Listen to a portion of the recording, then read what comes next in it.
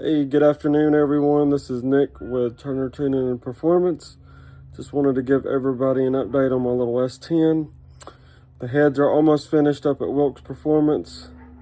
CNC port, shaft rockers. So I can't wait for that. In the meantime, I'm working on this little Junkyard 410 Explorer rear end. I'm going to freshen it up, put some new clutch packs, pinion seal, axle seals, bearings, paint it, do a little upgrades there and stay busy while we're waiting on the heads. Once the heads come in, we will be assembling the engine, mocking up piston and valve clearance, push rod links, and I just wanted to give everybody an update. I'm going to show the rear end and what I got going on. Alrighty, so this is the little S10 rear end.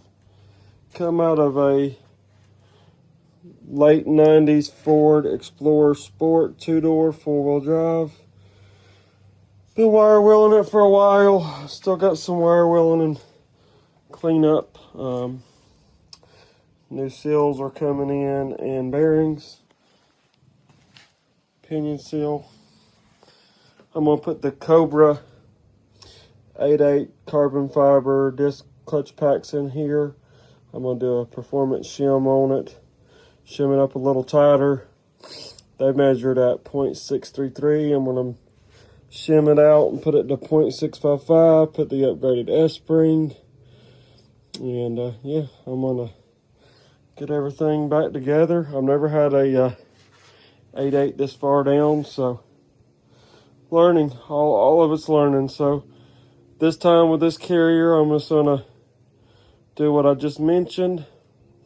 But when I pull out this 8/8, this one here, I will be doing my own gear set, and I'm gonna teach myself how to put gears in it.